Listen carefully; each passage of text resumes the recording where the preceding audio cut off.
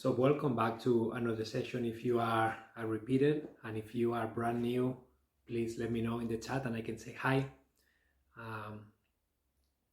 I'm so happy to be with you today and talk about this topic. Today's topic is getting started before you are ready, and basically learning through failure or failing towards success. That's the title that I chose, Failing Towards Success. And so happy to talk about this topic because this topic is it relates to decluttering, it relates to time management, it relates to executive functioning skills, it relates to minimalism, all the topics that I normally cover in my lives. This topic normally shows up, and if you don't know about it, I do have 5 courses on Insight Timer, and I have more on my website too. But basically, you can find a lot of content on how to dive into specific topics, on how to manage your time better, how to understand your executive functioning skills, how to declutter your home and your life, how to apply minimalism, and how to practice self-care. And one of the things that normally shows up is that fear of doing something new, is the fear of failing, is the fear of not being good enough, of not knowing how to do it. So we stay where we are at because it's familiar, it's comfortable, it's safe, and we procrastinate what we really want. But we really want. So happy to see you. Hi Diane, hi Rachel, hi Lorna, thank you. You are new, welcome. So happy to see you here. Hi Maura, hi Lisa.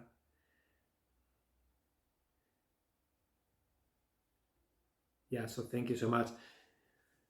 That describes me perfectly. Well, I think I can talk for everybody here, myself included, that it is when we are approaching, when we are trying to do something new, when we are trying to change a habit, when we are trying to do something in life that it's new, that we have never done before. It's normal to really feel the fear, feel that anxiety of, oh, I don't know what's gonna happen, right? I don't know if I'm gonna do it right. I don't know if it's gonna be good. And there are a lot of things that are happening in the background here that I think are going to help you manage that better. Some of these things are executive functioning skills that are going to help you first notice what's present, okay? When you are encouraging, when you are confronting a new situation, when you have decided to start a new hobby, apply for that new job, do a public speaking, write a book, do something that takes you out of your comfort zone, it's normal to feel emotions. It's normal to really feel anxiety, overwhelm, fear, procrastination. You don't want to do it, you are avoiding it. All those things are normal, and they may show up in many different ways for you depending what you are planning on doing. So the first step here is to really notice that. You're going to be using your executive functioning skill called metacognition. Okay, that skill allows you to see, to reflect, and to see what's happening in the present moment. So you're going to be in the present moment with yourself, and you're going to notice what's present for you. What are you thinking about? What are you feeling? And what are you how are you acting? What are the steps that you are taking? When you can bring a lot of presence and awareness to that present moment, and you can watch yourself in that state, it's gonna be easier for you to then use another skill that is called emotional self-regulation. That skill is going to allow you to do something with those things, with those emotions, to at least don't react to them really quickly and be able to be in the present moment with them, notice them, allow space for those things to be there, and really understand them, accept them, validate them because they are true to you right now. So that's the emotional self-regulation piece that allows you to stay calm, like regulated, because if not, it's very easy to go down into the anxiety path, to go down into the overwhelm path, to go down into a place where you're going to be too emotionally charged to even think. And this is what happens when we are confronting a situation that is scary. We stop thinking because we get on this like survival mode, and then our priority is to survive. We stop breathing properly, we stop thinking properly, and we are ready to run, we're ready to fight, we're ready to just do something about this anxiety that is happening. That's why it's important to self-regulate, to find ways to cope with those emotions so that you can stay in a place that you can keep thinking, you can keep choosing the best option in the present moment for you. Okay? And then when you are there, you start using another skill that is called cognitive flexibility or adaptable thinking. And that is the skill that allows you to really see all the possibilities that are in front of you. It's the skill that allows you to be flexible, allows you to like start choosing different things, adapting to what's happening flexibly. Okay? And so you're gonna be using a combination of those skills. Another skill that is really important, especially when you are approaching something specific and new that you don't know how to do, is the task completion. Okay, task completion is another executive functioning skill that is going to really affect how you feel. So let me give you an example. If you are trying to do a new activity and you are going to define what success means, you are going to define what you would like yourself to do. If you define that as a really huge task that you know you won't be able to complete and you are going to fail no matter what you do, that's going to cause a lot of anxiety. That's going to cause a lot of resistance. You're going to try to avoid that because you're going to try to stay safe. So that is your task completion, executive functioning skill, defining what it means to do that task, defining what success means, defining what the expectation is from that task from yourself. So if you can work on that definition and you can change the definition of what it means for you to get involved in that task, all of a sudden you can define something that feels better to you. You can define something that is going to allow you to fail, learn, take action, but it's not going to be overwhelming or anxiety provoking. Okay, so this is some examples of these practical examples can be, for example, I am learning how to kite surf.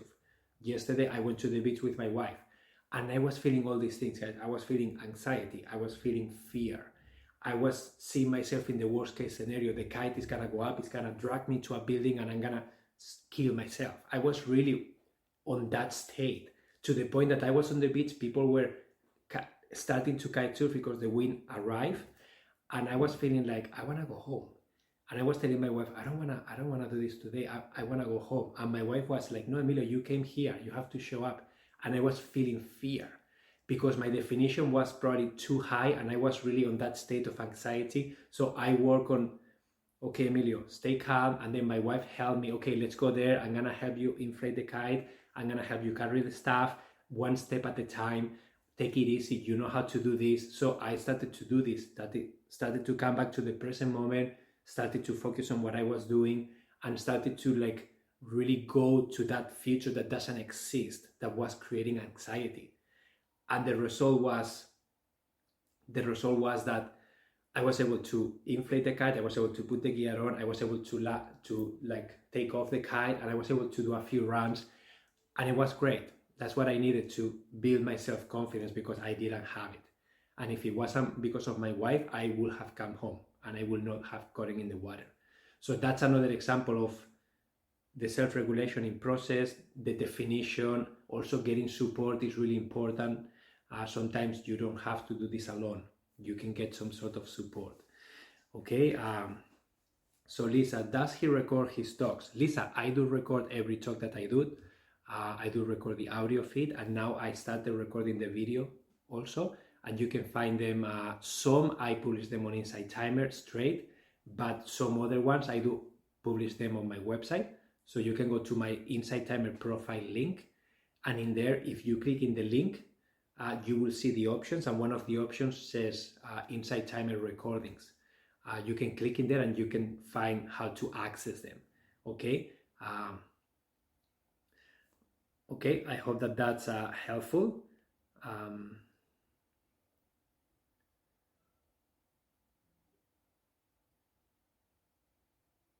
I'm reading the comments. I see a comment about a cat.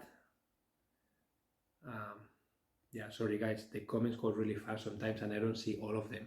So if there is anything that you want me to read, you can put it now and I will pay attention to it. Okay? The kind of kite that you can surf behind. Yeah, so the example that I was talking about was kite surfing. Kite surfing is, I have a 12 square meter high kite. It's a really big kite that it has lines and I attach to the kite. So I have to put the kite in the air. And if you go on YouTube and you search for kite surfing accidents, you can see horror stories there. But again, if you do it properly, having accidents shouldn't be a problem. But this is an example of how sometimes you need to fail to succeed. Sometimes you need to take it easy. Sometimes you have to redefine what it means to do the activity. Sometimes the activity, instead of me, for example, with the example of kite surfing, if my expectation is for me to go to the beach, do everything and get in the water and sail, that's a really big goal that most likely I am afraid of.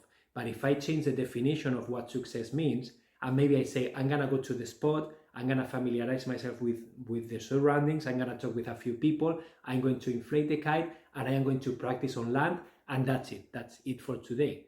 That feels more comfortable to me. That feels more, or maybe I arrange 1 hour with an instructor so that he can help me do everything, and that's what I need to feel safe.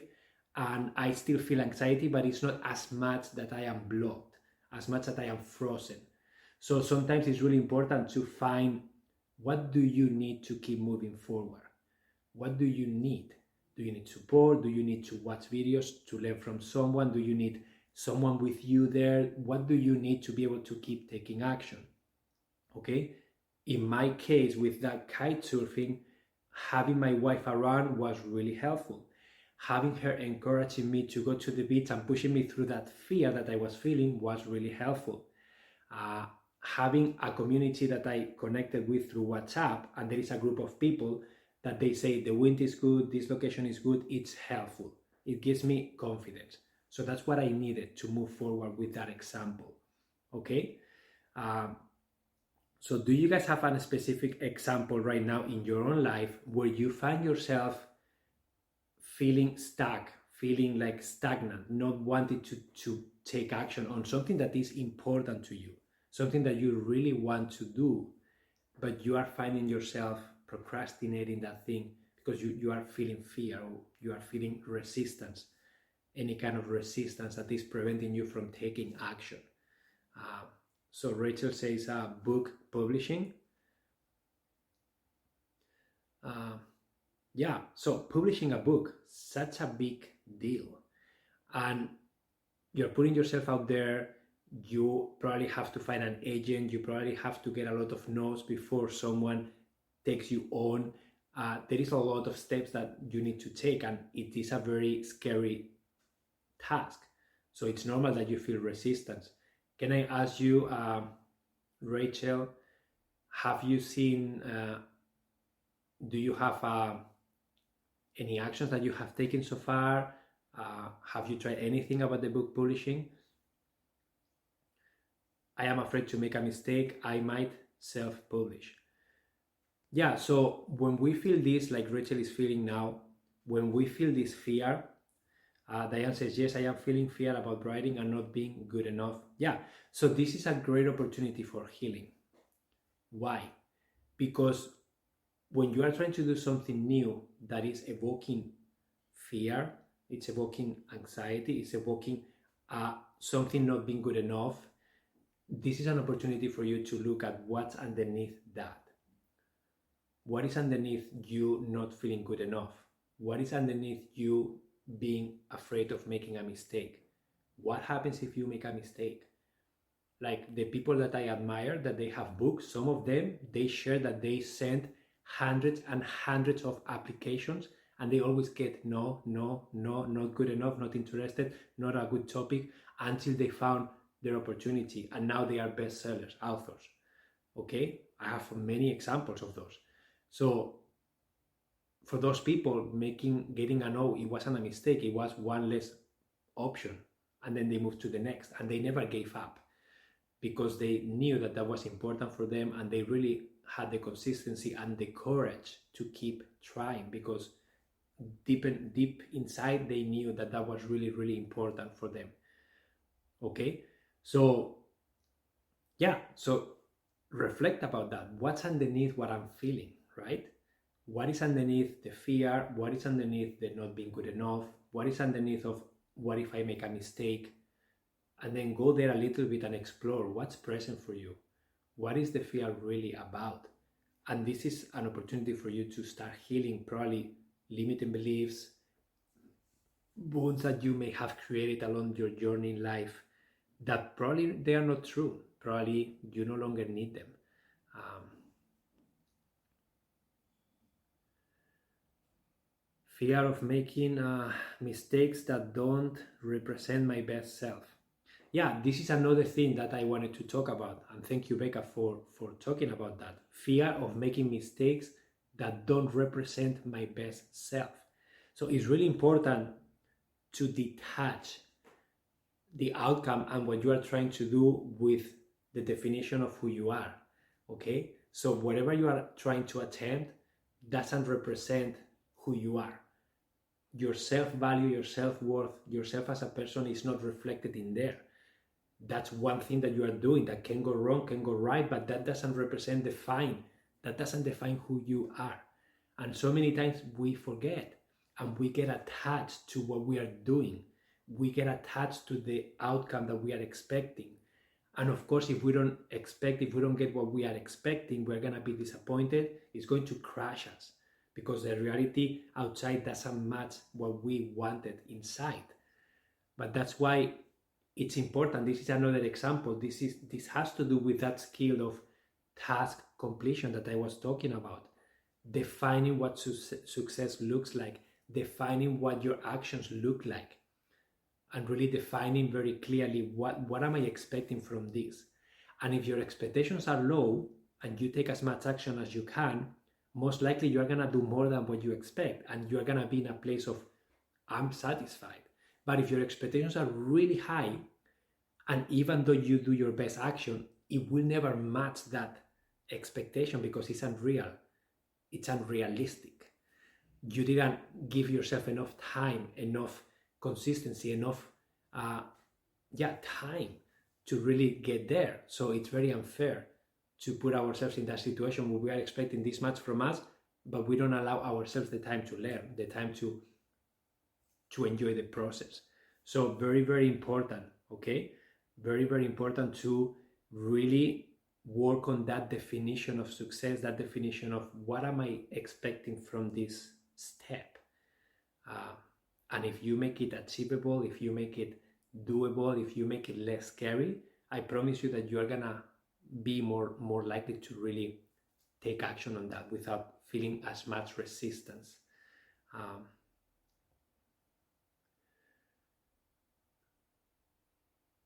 So Kathleen says, I have been battling with the idea of moving, so many issues, decluttering 40 years worth of stuff, fixing up the house, looking for a new place, the process of selling and buying, and all of this by myself, so overwhelmed. Kathleen, of course you are overwhelmed. Our home is a basic human need, it's shelter. Anytime we change anything that has to do with our shelter, with our home, the home that gives us stability, that gives us a foundation to feel well, of course it's stressful. Of course it's going to create strong emotions in you. Of course it's going to be overwhelming.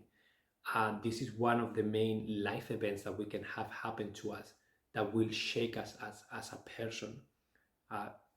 Anytime, like I am living that now. I am in Barcelona, I am in this house with my family, and we have to move out by the 31st of this month.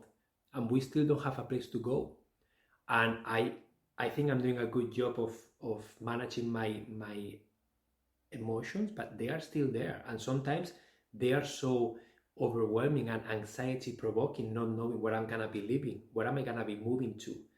I need to know more information to know what to do, how to rent a van, how to move my stuff. Eva goes to school. Do I need to change to a different location? There are so many pieces to this puzzle that are very, very stressful. And I understand where you are at. It's very, very stressful. So first validating that it is a very stressful situation, and that's okay. It's okay to feel what you are feeling. That is the first step. Then the second step will be, what can I do with this? How can I keep moving forward even though I'm feeling uncomfortable? And this is also like, I have a few bullet points here that I would like to cover about this talk, because I think that they relate to what you guys are sharing. Like, one of them is, any action is better than no action. Okay? It's really important that you take ownership of what you are doing. You take ownership of your choice. Even though you may not have all the information, you are taking the choice of doing that thing, of pursuing that thing. Maybe you don't know how long it's gonna take you. Maybe you don't know what the outcome is gonna be. Maybe it's very uncertain. Maybe you are feeling overwhelmed by it, but deep inside you are choosing that. And it's important to take ownership, to take control, say, no, this is what I am choosing. I chose to be in Spain. I chose with my wife to take this house for only 4 months. I knew that it would be stressful. I knew that we will need to look for another place. So even though I am in this situation and it sucks, I need to take ownership of the choice I made, because we had another apartment for the whole year that we said no to. So with that information, that helps me at least take ownership and say, this is what I chose. So even if it sucks, even if I don't like the process, this is what I chose, and I take ownership. And then any action is better than no action. Sometimes it's true that self-care time is needed, reflection time is needed, and maybe it's not the best time to like take action, and that's okay. But majority of the times we have to take some action, because if you don't do anything but you really want to, that's not going to produce any results. That's not going to give you any feedback. You're not going to learn anything, and you're going to stay in that fear, in that procrastination. And again, this is your choice. If you don't want to do that thing, then you have to own the choice. I don't want to do that thing, and let it go completely. But if you don't want to let it go completely, deep inside you want to do that. There is something there for you. So then you need to take the ownership of the, yes, I chose to do this. I have no idea how to make it happen yet, but I am choosing this with all the consequences. So now I have to learn, I have to take some sort of action to move forward towards there. Whatever that is, maybe I need to fail to learn something, to adjust, to go in a different path. But if you don't take that step of failing, you will not know what the next step is. So many times you have to fail, you have to try something to gain clarity. You have to take the best action you can to see what the next step is. Because it's not that we have a map that with all the steps that we can follow. Sometimes life is not like that. And it sucks. It really, really sucks, because I would love to have a map with all the steps very clear. And then I know what to expect, but that's not the way it is. And there is some mysterious in there, and there is some excitement in there, and there is some magic in there too. But there are also a lot of emotions unfolding while we go through that process of feeling so uncomfortable. Okay, Kathleen, you are very welcome. Thank you for appreciating what a huge thing this is. You are welcome, Kathleen. Sometimes just validating where we are at and accepting where we are at is so important. Sometimes that's the only thing that we need to find the strength to keep moving forward, is reminding ourselves, why did I choose this? Like, why did I choose to move houses? Why did I choose to downsize? Why did I choose to sell my house? And always remind yourself of the higher intention that move you into this direction of, yes, I'm choosing this. In my case, with the kite surfing example, when I came to Barcelona, I told myself, Emilio, you're going to be 1 year in Barcelona, you're going to live by the beach if you can, and you're going to practice the water sports as much as you can. And then after that year, you are going to decide if you want to pursue this or not. So this is what I need to show up, to practice, to really feel complete about this. Is this the sport I want to pursue, or I want to give it up when I move back? And that is where I am at. I don't have the answer yet, but I know I will find that answer through doing, through the action. So the action for me right now is to just show up and keep practicing until I have a complete sense of like, I don't want to keep doing this anymore. So then I will feel complete and I will completely let it go. It won't be in the back of my mind anymore. So this is what you guys have to do with everything, right? It's either a yes, or it's either a no, or it's either a maybe. But if it's not a complete no and it's in the back of your mind, you have to take some action. You have to ask for help, find support, you have to learn, you have to do whatever your intuition is guiding you. Okay? Whatever your intuition is guiding you to do, follow it. And it will take you to the next step available to you. Okay? Yeah, Maura says, asking for help is okay. There are things I can't do alone. Yeah, absolutely, Maura. And sometimes even the thought of asking for support and asking for help and doing that, it's already stressful. That's already anxiety provoking for many. I don't like asking for help a lot. I would like to be able to do it myself. But sometimes I have to recognize, like, with help is so much easier. It's so much more fun. And sometimes getting help makes the process a little bit longer. That's true. But sometimes that's needed. It depends on every person, okay? Jennifer says, I am also trying to declutter from 30 years in same house and I am not moving, overwhelming. Yeah, Jennifer, so I want to congratulate you for doing this without moving. So that means that you are being proactive. And when you are decluttering, you are confronting a lot of emotions. You are confronting a lot of fears, you are questioning your past, and you are in some form healing. Because anytime you are confronting your belongings, the choices that you made, everything that is in your home, the way you live, the activities that you do, the hobbies that you are pursuing, your habits, everything is reflected in your home. And sometimes it's really hard to confront those things. It's really hard to make a decision about, what do I want moving forward? What is important? What activities do I want to be doing? What kind of lifestyle do I want to have? How do I want to feel? It's a lot of very deep questions. So it's normal that you feel that way. It's normal that it's overwhelming. It is a very overwhelming process. That's why I have a full course, 30-day course about creating your peaceful and clutter-free home. That majority of the course, I would say at least 50% of the course, is all emotional processing work. It's all practices, it's all going back to the intentions, it's all processing all the emotions when they show up, how to do it, and how to visualize what you really need, and how to get the clarity that you really need so that you can feel confident, you can feel motivated, how to improve the communication with other people that may live with you, so that you guys are on the same page, so that you guys can set healthy boundaries with each other, and you can co-create a home that supports all of you that are involved. So that's a really in-depth process, and it's normal that you are feeling overwhelmed. It's very normal. Let me see what else.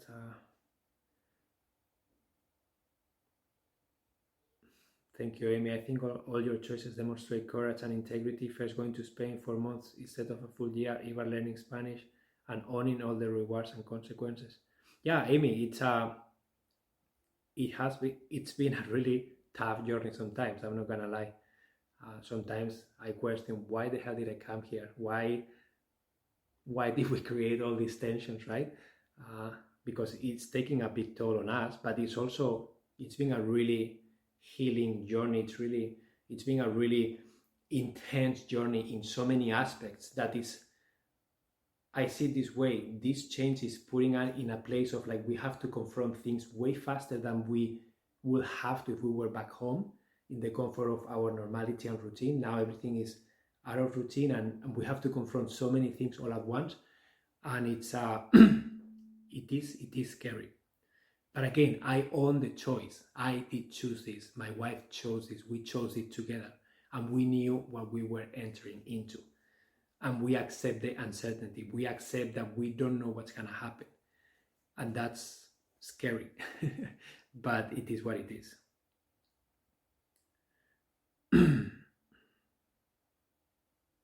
So let me share some of the other things that I had. When we experience the fear of failing, it's very normal that equals procrastinating, okay? Anytime you are procrastinating something, there is always a reason why we procrastinate. Sometimes it's an emotional self-regulation reason. Sometimes it is a task completion, like defining the success and creating something so big that we don't see ourselves being able to achieve that. So that can be another reason why we may procrastinate. Sometimes we procrastinate because we need to have conversations, we need to confront what it means to ask for support and help, and we just don't want to do that or don't know how to do it. And it's easier to procrastinate than to get uncomfortable and question and face all those emotions that are coming. So many times the fear of failing equals procrastination. And that's why so many times it's better to just get started and start failing. Take some sort of action so that you can get started gaining momentum, learning, getting your hands dirty in whatever you're trying to do. And that's better than not doing anything. Okay? That's better than not doing anything. I talk about the emotional self-regulation piece and the cognitive flexibility piece. So the emotional self-regulation skill allows you to process and to cope and to really manage the emotions that are showing up so that they don't escalate to a point where you don't know what you are saying or doing. Okay, so it keeps you in a place that you are still operating from a place of like being able to see all the options. And then cognitive flexibility is the skill that allows you to see all the possibilities.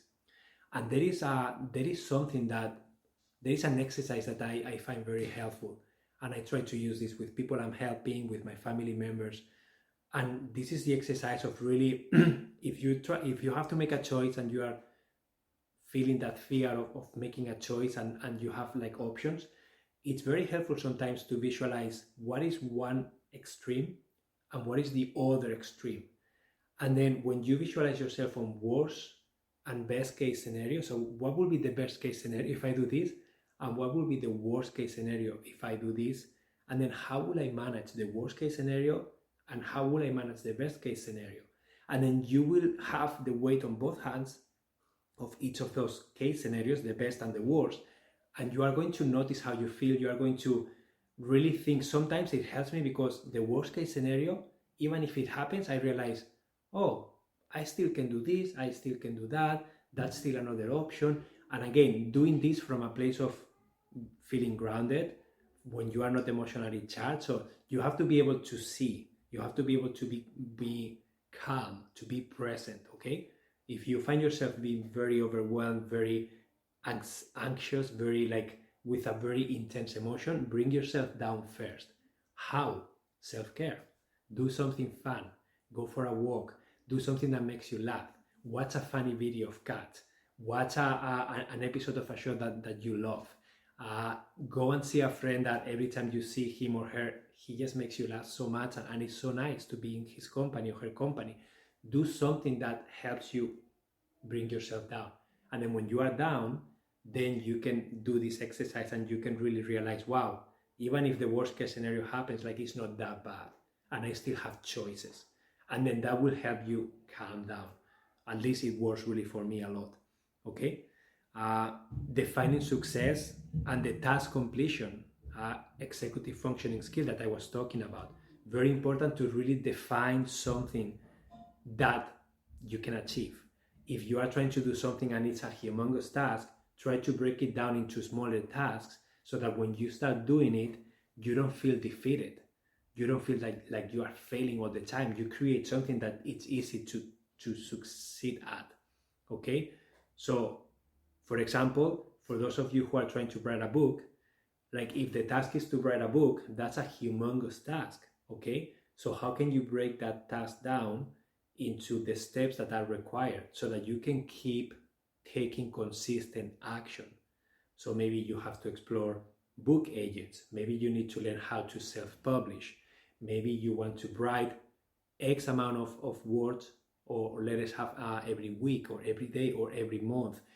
Maybe you need to brainstorm ideas about a title. So try to break down every step that is necessary and then break them down into a place that you can take action daily, weekly, bi-weekly, monthly, whatever you decide. And then you start taking ownership and you start feeling well about this process. And you accept that you may fail, that you may not but at least it's a smaller fail. It's not like a humongous fail. Okay. Amy says, repeat the first part of the exercise, please. So the exercise, Amy, is you take a situation that you have to make a choice, and then you go to the best case scenario and the worst case scenario. So what is the best that can happen? If everything goes perfectly, you will be here. What is the worst that can happen? You will be here. And then you kind of weigh both options. And then deep inside, what we are doing here is, if you are doing this exercise, I promise you that in the back of your mind, you want to do it. You are facing resistance, but in the back of your mind, you really want to take action on this, but it's very scary to do it. So if for any reason you realize this is something that is not important, I don't really want to do this, and I don't need to put more energy into this, then let it go completely. Forget about that and let it go. Move on with other things. If it's in the back of your mind and you really want to take action, but you don't know how, and you are facing resistance, this exercise is going to help you understand best case scenario, this can happen. The worst case scenario, this can happen. And in my experience, every time I do this exercise, when I go to the worst case scenario, I realize that I have way more options than I think of.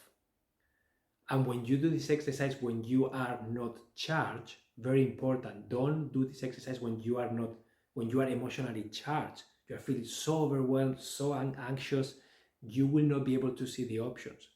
Okay, so practice self-care, do something mindful, relax, do whatever you need to bring yourself down. Breathing helps, movement, playing something can help you bring yourself down, and then you can do the exercise, and I promise you that you will see options. And doing this exercise with someone else can be very, very helpful. I always do it with my wife, and then she starts, when I go to the worst case scenario, we start sharing ideas on what will we do, and it's like, wow, I can't believe there are so many options. So then the fear disappears or reduces a lot. So this is an exercise that really helps me take more intentional action. So Emilio, I am wondering why you wanted to move to Barcelona. Curious smile. So Caroline, I moved to Barcelona with my family for 1 full year. It was a 1 year sabbatical. The intention behind this trip is for my daughter to learn Spanish properly, for my daughter to spend time with my parents, because COVID was really hard and my parents missed a lot of her growth. They didn't have the opportunity to see her as much as I would have liked. And for us, for my wife to really learn Spanish properly, for me to be around my friends, be close to water, be able to visit my family with Eva, and also for us, for Samantha and I, for my wife and I, to change the routine, because we were 10 years in the same place and we are going back to the same place. We were able to keep the apartment, to keep everything there. So we're gonna go back to the same life that we had before. So that's nice, but we are 1 full year here. So that was the reasons, those were the reasons why. Okay. So what else? Yeah, learning through mistakes. So many times the only way for us to learn something is through making mistakes that I don't consider them mistakes many of the times. They are just learning opportunities. And you can have examples of so many things that you need to do wrong so that you can do them right, but you are not doing them wrong. You are not making a mistake. You are just learning. So would you say that a baby that is learning how to walk is making mistakes when he's falling down? Would you consider that a mistake, or would you consider that a process of the learning? He's learning how to maneuver the legs, he's learning how to apply the pressure, he's learning the balance, and the only way for him to learn is through repetition, repetition, repetition. Okay? So would you consider that he's failing? I don't think so. So then when you are trying to do something, why are we humans, adults, so afraid of failing? It's like, but we have to fail. I mean, that's the only way to learn so many times, like especially when it comes to, I don't know, anything sports related. Like you have to just fail until you get it. But you are not failing, you are just learning. Every time you go at it, you are creating pathways in your brain, you are learning new things. And then at the end, you will master that skill, whatever that is. I am learning how to do the unicycle. It's been 2 months. Every day I jump on that thing. Sometimes it's like I feel like I'm not making any progress. But even a minute or two a day, now I'm almost going now. It's incredible. I can't believe it. And that's the repetition, the consistency, and the brain doesn't know how to be on one wheel balancing. It's just not something that I learned ever. So, but through repetition, through consistent fail, I am learning now how to stay on it. So the same with writing a book, the same with learning any new skill that you are trying to learn. You just have to do it.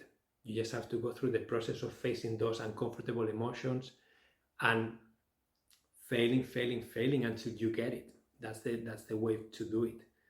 Okay? So maybe changing the word failing for a different one that feels more inspiring. You are discovering what doesn't work. You are discovering what not to do. You are, I don't know, whatever you want to define it, it's going to be better than to say that I failed, because you didn't fail. You are just learning what didn't work. Okay?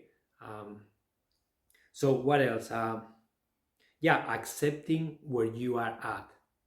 This is really, really important. There are different emotions here that we can practice through this.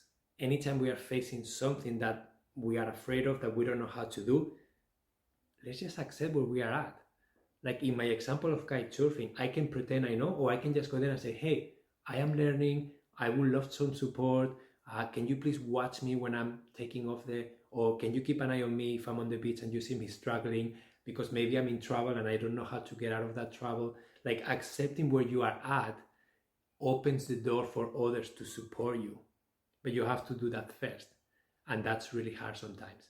So accepting where you are at, having the courage to go at it, even though you don't have all the answers, even though you know that you're not gonna do it right, but you are learning. So the courage, the acceptance, being resilient, and have the flexibility to keep adjusting how it's needed until you start getting it. But you can only do that flexibility piece when you are accepting yourself, when you are forgiving all the mistakes you are making, and you are just accepting the way it is, accepting how the situation is, and accepting where you are at right now. So and anytime, guys, that you are really harsh on yourself, like visualize that little boy, that little girl learning how to walk, and imagine that that's you. You are learning how to walk, you are learning how to write a book, you are learning how to kitesurf, you are learning how to do whatever that is, and then visualize that little one. And what would you tell that little one? Would you celebrate every step? Or would you tell him, stop it, you are failing, what are you doing? What will you do? And then do that with yourself. Have a little bit more empathy, because it's so easy to judge, but when you can visualize that little one, you will never do that to a boy or a girl. You will celebrate, you will be so excited. And they're not even walking there. They are failing after failing after failing after failing. And we are celebrating everything. So imagine if you could do that with yourself and with others around you when they are trying something new. How much more easier that will be. Learn to ask for help. Yeah, I talk about that. And then being the humility piece of it is really important, right? You have to practice humility. You have to, this is where I am at. This is what I'm trying to do. I don't really know how to do it yet. I'm open to suggestions. I'm open to support. I need to learn, whatever that is. And also, like, do whatever it feels good to you, so that you can feel safe to keep moving forward. Whatever that is. In my case, with the kite surfing example, okay, I am trying to avoid an accident. I'm trying to push through this discomfort of me going alone, and I'm afraid of the sea, of the element of the wind that controls my kite, of the element of the water. There are so many things that are going on. So in my case, I try to then, what can I do? What is the best I can do here to keep moving forward? So in my case, I love going to YouTube and watching other people showing me how to do things in a video. So I'm learning how to self-land my kite, how to take off my own kite, how to rescue myself from the water. So I'm putting myself in situations that scare me, and I am going on YouTube and I'm looking for people who have been in that situation and what did they do? What is their recommendation? And for me, it's a peace of mind to understand. I visualize myself in the situation, I visualize myself doing that, and now when I go to the sun, I will practice that, and that will give me confidence. So what is it that you need to gain confidence so that you can keep moving forward? Okay? So these are some of the things that I wanted to share with you today, guys, about this topic of failing towards success, of getting started before you are ready. Because you may not be ready ever to get started, but if you don't get started, you will not get ready. So this is like sometimes we want to have all the answers, we want to have a perfect plan before we get started, but we never have that plan because we never know all the information. And that plan may change every time we keep taking action. So we have to be flexible to keep evolving. And that's why it's so important to keep going. Even though it may feel that you don't know where you are going, but at least you have the main intention. You have the main choice that you made. And you took ownership of that choice. This is what you wanted with all the consequences. So what are you going to be doing about it? What is the next step that is available for you right now? And then take action, okay? So another way to think about it, discomfort is part of the path for having our dreams come true. I don't need to make the discomfort a problem. Caroline, beautiful. Just think about this, guys. If everything is comfortable, if everything is certain, if everything is predictable, are we really changing? Are we really doing anything different? Or are we doing the same thing that we have done? Just think about that. If you want to change, if you want to learn something new, there has to be some unknown, some uncertainty, some discomfort, because you are trying to do something that you have never done before. You are trying to evolve. You are trying to create a new habit and break an old one. You are trying to declare your home and you don't know how to. So if you do the same thing, it's not going to feel uncomfortable, but you are most likely not going to move forward. So you need to find the edge, your edge. That's gonna look different for each of you, but you need to find the edge of, I'm moving myself out of the comfort zone enough to change, but not too much that I am too emotionally charged and I just shut down. So what is your edge? That's gonna look different for each activity that you are trying to do, and it's going to look different maybe depending how you feel that day. There are so many factors that are going to determine what that edge is. But my only suggestion to you is find your edge every day in whatever you are trying to do and push a little bit more, just a tiny bit more.